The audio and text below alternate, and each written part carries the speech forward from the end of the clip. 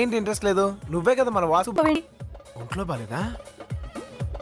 అవును, డాక్టర్ దగ్గరికి వెళ్దాం. రా మధు, హాస్పిటల్కి వెళ్దాం రా. వద్దు. ఏంటి ప్రతి దానికి మొండిగా బిహేవ్ చేస్తావు? రా వెళ్దాం.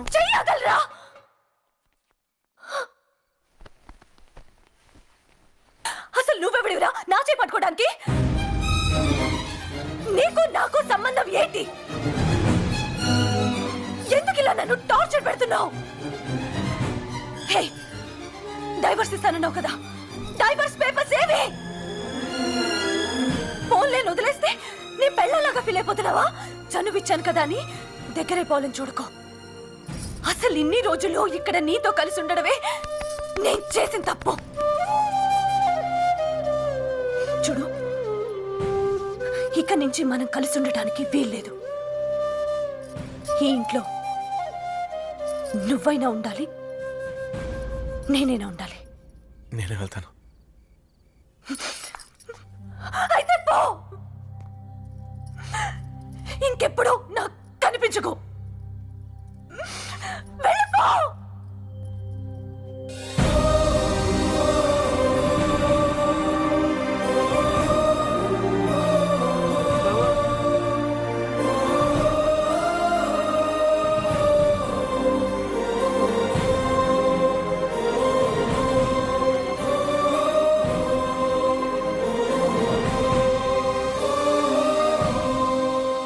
ఓకే సార్, చెప్తాను సార్. అరే మామా, ఫైట్ మాస్టర్ ఫోన్ చేశాడు, రేపు నుంచి షూటింగ్ రమ్మంటున్నాడు. సరే. ఏంట్రా సరే? షూటింగ్ లేదు, ఏమీ లేదు. నెక్స్ట్ వీక్ ఎగ్జామ్ పెట్టుకుని షూటింగ్ వెళ్తాడట. ఇంత జరిగిన బుద్ధి రాలేదా? రే, మధుకు మిగతా ఫీజు కూడా అరేంజ్ చేస్తానని చెప్పాను. ఇప్పుడు తను వెళ్ళకొట్టినంత మాత్రాన వదిలేలేను కదా. పాప మధుకు నేను తప్ప ఇంకెవరు హెల్ప్ చేస్తారా? మరి అంత ఫీల్ అవ్వకరా. ఇన్నాళ్ళు నువ్వు హెల్ప్ చేసావు కాబట్టి నీతో ఉంది. తన భయం, తను చూపించే ప్రేమకి నేను ఎక్కడ లొంగిపోతాను అని భయం. ఈరోజు మెడల్ సాధించానన్న ఆనందం కన్నా పన్ని ఇక్కడ లేడన్న బాధే ఎక్కువగా ఉంది. అంటే నువ్వు అతన్ని ప్రేమిస్తున్నావా?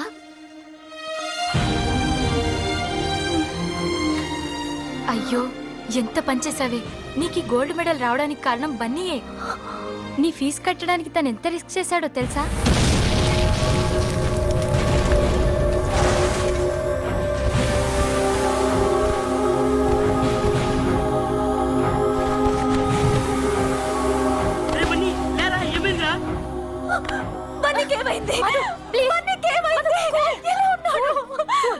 బన్నీ బాగానే ఉన్నాడు. బన్నీ ఇప్పుడు బాగానే ఉన్నాడు.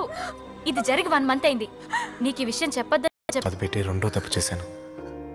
నేనంటే ఇష్టం లేదని తెలిసి కూడా నేను ప్రేమించి ఇంకో తప్పు చేశాను. ఇవన్నీ తప్పని తెలిసినా కూడా ఎందుకో నువ్వంటే ఇష్టం. ఎంత ఇష్టం అంటే నువ్వు ఏది అడిగినా ఇవ్వాలన్నంత ఇష్టం. అందుకే నువ్వు అడిగిన విడాకులు కూడా ఇస్తున్నాను.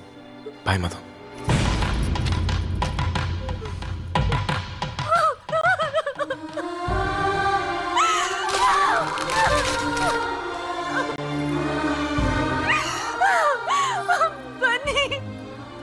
ఎందుకు ఇలా చేసావు? ఈ తప్పంతా నాది. నా స్వార్థంతో నిన్ను ఎన్నో కష్టాలు పెట్టాను. బన్నీ, ఎక్కడున్నావు? నేను నిన్ను వదులుకోను.